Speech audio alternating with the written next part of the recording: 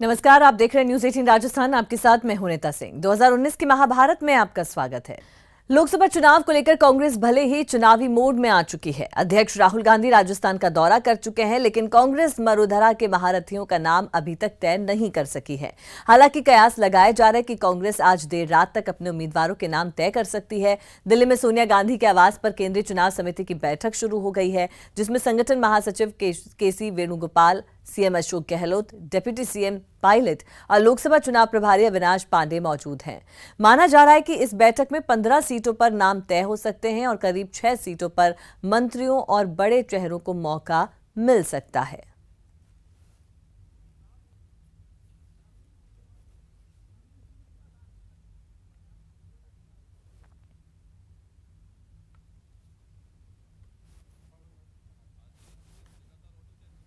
तो कांग्रेस में टिकट को लेकर काउंटडाउन शुरू हो चुका है। 15 सीटों पर आज लिस्ट आ सकती है। और आपको बता दें कि आज कांग्रेस देर रात तक अपने उम्मीदवारों के नाम तय कर सकती है, क्योंकि अभी दिल्ली में सोनिया गांधी के आवास पर केंद्रीय चुनाव समिति की बैठक शुरू हो गई है, जिसमें कि संगठन महासचिव CM Ashok Gehlot, deputy CM, Lok Sabha चुनाव प्रभारी अविनाश पांडे मौजूद हैं। और ये कयास लगाए जा रहे हैं कि 15 सीटों पर नाम तय हो सकते हैं। और चलिए इस पर और ज्यादा बातचीत के लिए रुख करते हैं। हमारे वरिष्ठ सहयोगी अभिषेक आड़ा हमारे साथ जुड़ चुके हैं दिल्ली से। अभिषेक जी, कांग्रेस ने तमाम काम कर लिए हैं, रूठों को मना लिया है, यहाँ पर तमाम समीकरण भी शायद सोच समझ लिए गए हैं, लेकिन अब उसके बाद उम्मीद यही जताई जा रही कि जल्द लिस्ट सामने होगी। क्या कुछ इस पर अपडेट है?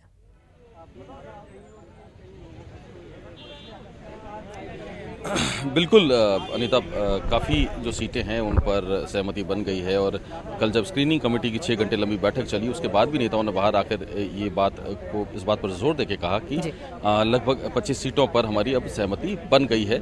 लेकिन फिर भी अगर हमारे सूत्रों की माने तो सारी सीटों पर अभी भी सहमति बन नहीं पाई है। कुछ सीटें, तकरीबन 19 सीटों पर सहमति बताई जा रही है, 6 सीटों पर पेच अभी भी फंसा हुआ है। तो आज की जो लिस्ट है उसमें जो बात कही जा रही है, जो अनुमान लगाया जा रहा है, वो ये आ रहा है कि 15 से 17 सीट के आसपास आज लिस्ट डिक्लेयर हो सकती है। और जिसमें कुछ बड़े चेहरे जो हैं वो उनका नाम भी शामिल है, जिसमें कई मंत्री जो हैं वो चुनाव लड़ सकते हैं। अलग अलग जो मंत्री हैं उनको चुनाव लड़ा जा सकता है। और जिन मंत्रियों की हम लगातार बात कर रहे हैं उनमें प्रमोद जैन भाया, अगर हम बात करें, उदयलाल आंजना की बात करें, डॉक्टर सीपी जोशी जो कि विधानसभा अध्यक्ष हैं उनकी बात करें, और इस तरह से तमाम लोग हैं। लालचंद कटारिया का भी नाम जयपुर ग्रामीण से चल रहा है।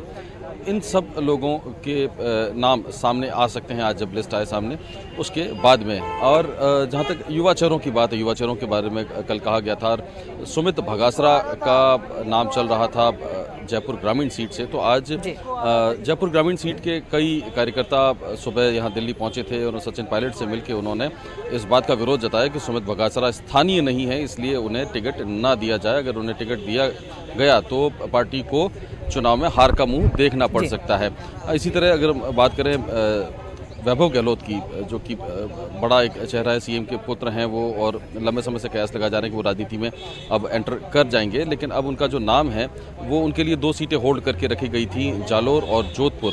अब ज़्यादा संभावना बताई जा रही है कि वो जालोर की बजाय जोधपुर सीट से चुनाव लड़ सकते हैं। जोधपुर सीट पर उनका नाम आ सकता है और जालोर सीट पर ओबीसी के किसी दूसरे व्यक्ति को टिकट दिया जा सकता है, जिसमें देवासी समुदाय से भी कोई व्यक्ति हो सकता है। अनीता जी, अभिषेक जी, उसके अलावा जो सबसे मेजर एक पेंच जो फंस रहा है वो नागौर सीट का फंस रहा है, क्योंकि यहाँ पर कहा जा रहा है कि आरएलपी के साथ गठबंधन में कांग्रेस ने ये सीट शायद उधर देने की मंजूरी भी मन भी बना लिया है, लेकिन उस पर अभी तक क्या कुछ जानकारी मिल पा रही है? और क्योंकि घनश्याम तिवारी ने भी कांग्रेस ज्वाइन करी है, तो क्या वो भी इस बार चुनाव लड़ सकेंगे लोकसभा के?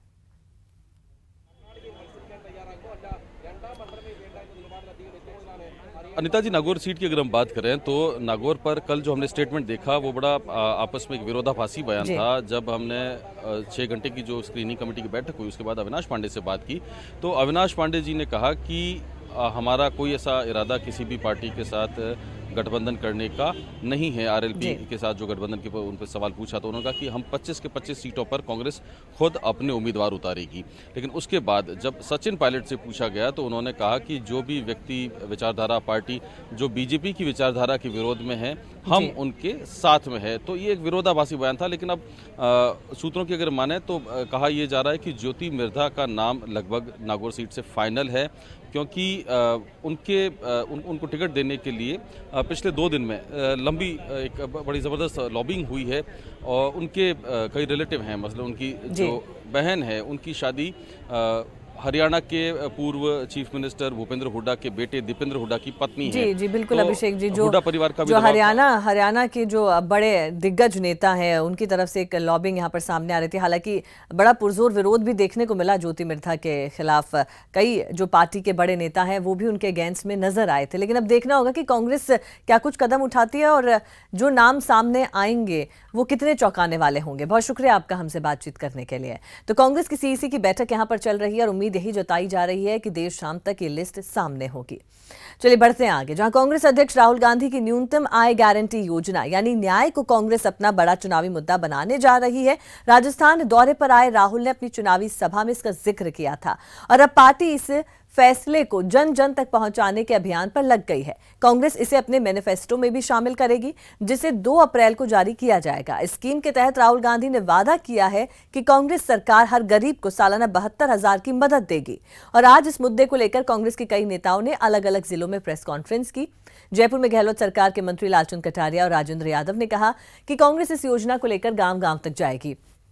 वहीं कांग्रेस इस योजना को गरीबी पर सर्जिकल स्ट्राइक का भी नाम दे रही है।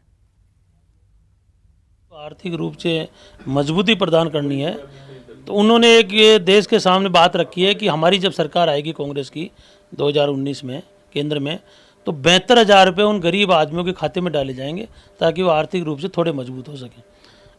उन्होंने ये बात भी कही कि ये जुमलेबाजी नहीं है जो लोग पहले कर चुके 5 साल पहले। राहुल गांधी जी ने अपने खुद के मुँह से कहा कि ये हमारी कांग्रेस की सर्जिकल स्ट्राइक, यानी कि गरीब आदमी को ऊपर लाने का काम है। राहुल जी की भावना है कि जो हमारे 6,000 रुपये प्रति माह से आमदनी जिन परिवारों की कम है उनको 6,000 रुपये अनुदान दे करके 72,000 रुपये सालाना उनको अनुदान दे के उनको आगे लाए। और ये हम जन जन तक इस चीज़ को पहुंचाएंगे आने वाले समय में और निश्चित तौर पे ये उन परिवारों को एक सिंबल मिलेगा।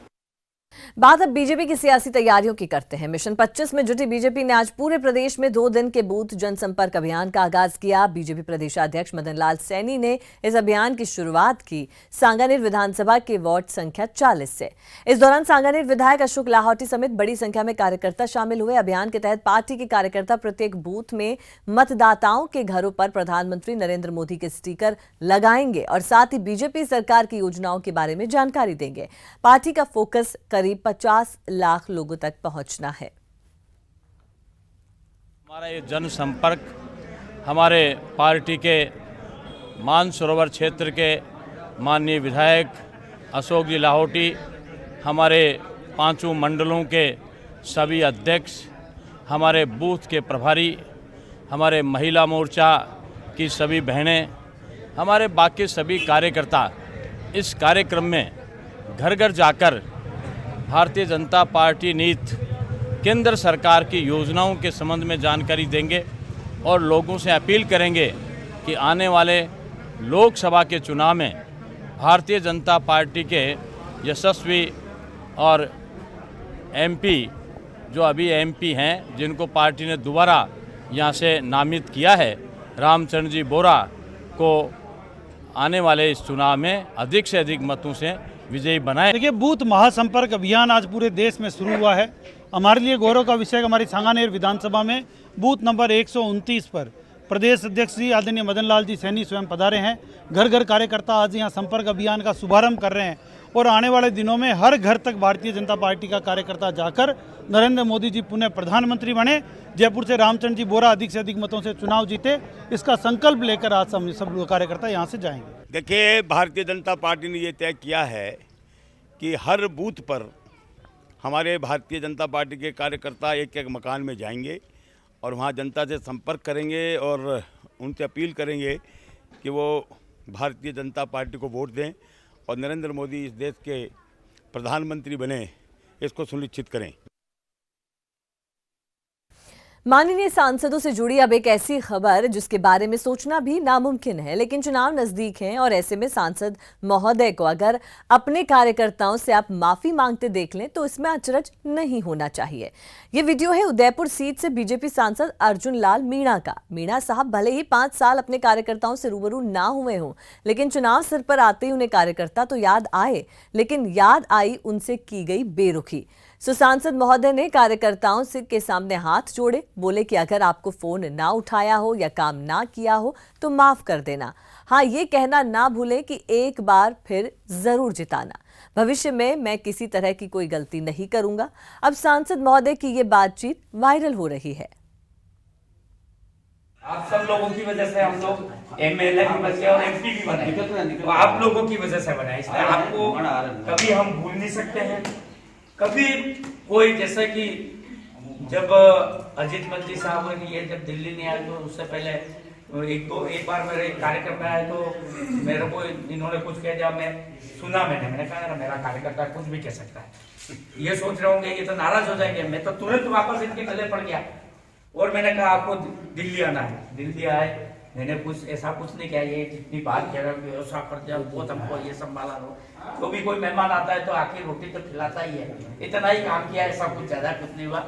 लेकिन मेरे से कोई छोटी मोटी गलती भूल चूक हो गई हो तो मुझे माफ करें। और फिर से वेनीराम जी, फिर से आपका जो आदेश होगा, जो भी आप कहेंगे, वो हम सब लोग मिलकर और सामूहिक रूप से कोई भी निर्णय होगा उसको हम लोग कभी भी उसको टालने का प्रयास नहीं करेंगे। राजस्थान के महासमर में कांग्रेस हनुमान दाव खेलने वाली है। माना जा रहा है कि कांग्रेस आरएलपी अध्यक्ष हनुमान बेनीवाल के साथ नागौर समेत कुछ सीटों पर सीमित गठबंधन कर सकती है। सवाल है कि क्या मिशन 25 के लिए कांग्रेस का यह हनुमान दाव कारगर साबित होगा या नहीं।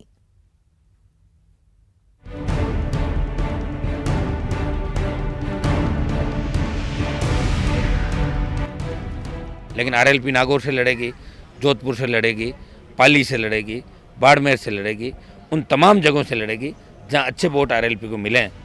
ये है प्रदेश की राजनीति के उभरते युवा चेहरे के तौर पर खुद को स्थापित कर चुके हनुमान बेनीवाल की सियासी चाहत।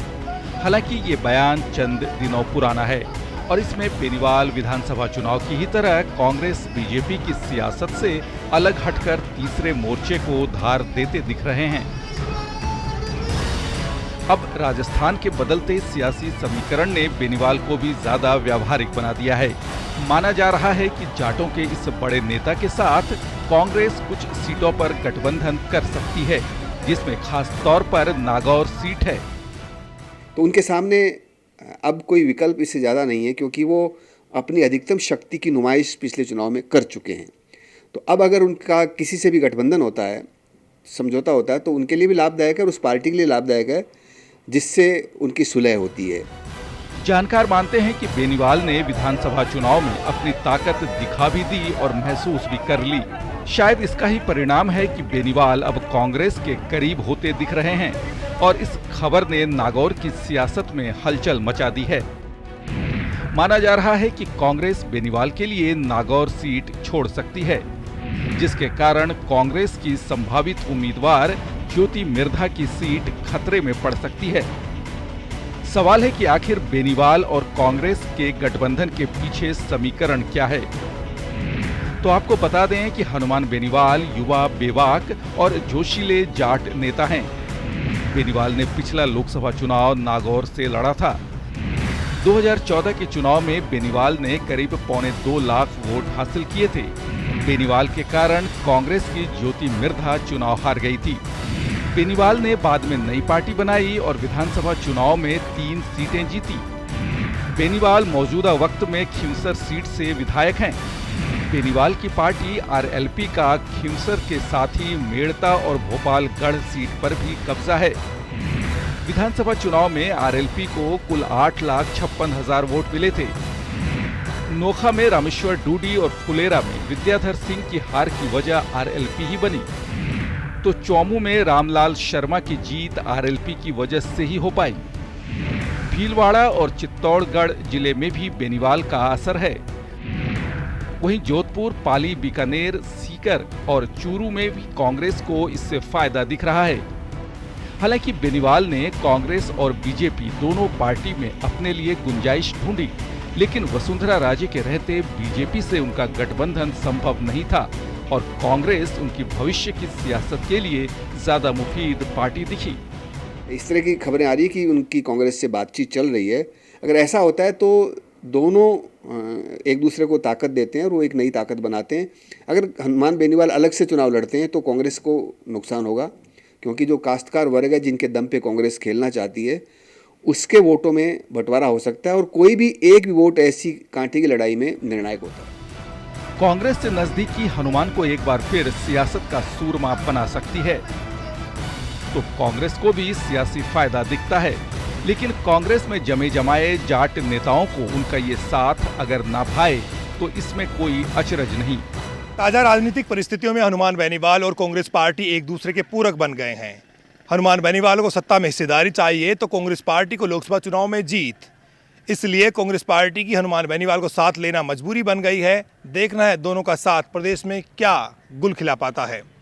कैमरा पर्सन दिलीप परमार के साथ बाबूलाल धायल, न्यूज़ 18 जयपुर। अब बात मंत्री खाचरियावास के हिसाब किताब मांग की। दरअसल परिवहन मंत्री प्रताप सिंह खाचरियावास ने बीजेपी और पीएम मोदी पर सीधा हमला करते हुए कहा है कि बीजेपी को जनता के किए वादों का जवाब देना चाहिए और इतना ही नहीं, आरोप लगाया कि बीजेपी के लिए राम मंदिर बस वोट का हथियार है।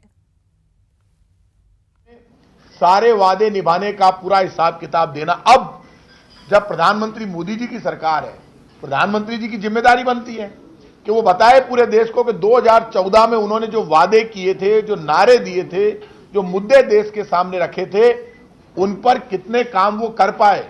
जो उनका घोषणा पत्र था, उनका जो प्रॉमिस था, जो टीवी पर बड़े बड़े ऐड चले, जो उन्होंने कहा था गंगा मैया ने मुझे बुलाया है इसलिए मैं चलकर आया हूं, तो गंगा मैया की सफाई तो हुई नहीं, धारा 370 हटी नहीं, राम मंदिर बना नहीं, 15 लाख और अच्छे दिन का वादा हवा हो गया। आज भी लोग ढूंढ रहे हैं 15 लाख रुपए को। टिकट मिल जाए तो सियासी सफर को रफ्तार मिल जाती है और टिकट कट जाए तो फिर उस रफ्तार पर ब्रेक लगना लाजमी है। कुछ ऐसा ही हुआ है कुछ महीने पहले कांग्रेस छोड़कर बीजेपी में शामिल हुए इजराज सिंह के साथ।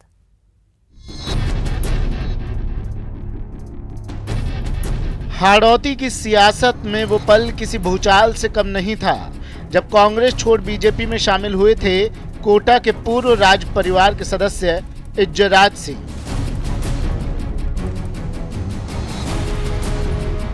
इजराज सिंह को जब विधानसभा चुनाव के दौरान कांग्रेस से टिकट नहीं मिला तो बीजेपी में शामिल हो गए। पत्नी कल्पना देवी को लाडपुरा से टिकट दिलाया और खुद लोकसभा चुनाव के टिकट का इंतजार करने लगे। विधानसभा चुनाव में इजराज सिंह की पत्नी कल्पना देवी तो चुनाव जीत गई, लेकिन इजराज सिंह का इंतजार बड़े ब्रेक में तब्दील हो गया। कोटा बूंदी लोकसभा सीट से बीजेपी ने उनके नाम पर विचार ही नहीं किया और मौजूदा सांसद ओम बिरला पर ही भरोसा बरकरार रखा। ऐसे में सियासी पंडितों का कहना है कि इजराज सिंह को टिकट न मिलना उनके सियासी करियर में एक बड़े ब्रेक की तरह है। जैसे इजराज सिंह जी को पूरी उम्मीद थी कि वो सांसद के रूप में कोटा उतरेंगे, लेकिन जब सांसद का टिकट ओम बिरला जी को मिल गया, उनकी उम्मीदों पर पानी फिर गया। इससे पूर्व उनके पिताजी भी जनसंघ में सांसद रहे, उसके बाद कांग्रेस में सांसद रहे। ठीक इसी प्रकार इजराज सिंह जी ने भी कांग्रेस से जनसंघ भारतीय जनता पार्टी को में जाकर के सांसद के लिए आस लगाई थी, लेकिन उनकी आस टूट चुकी है और उनको ओम बिरला को टिकट मिलते ही उनकी उम्मीदों पर पानी फिर गया। जिस टिकट के लिए इजराज सिंह ने कांग्रेस का दामन छोड़ा था वो टिकट उन्हें बीजेपी से भी नहीं मिला। ऐसे में अब इजराज सिंह क्या कदम उठाएंगे ये देखना दिलचस्प रहेगा। शाकिर अली, न्यूज़ 18 राजस्थान, कोटा। इस बुलेटिन में इतना ही। हमारी पहुंच आपकी ताकत है। अब राजस्थान की खबरों को देखने के लिए आप लॉग ऑन कर सकते हैं news18rajasthan.com पर। हमारा फेसबुक पेज है न्यूज़ 18 राजस्थान, ट्विटर हैंडल है @News18 राजस्थान और हमारा यूट्यूब चैनल है न्यूज़ 18 राजस्थान। दीजिए इजाजत, नमस्कार।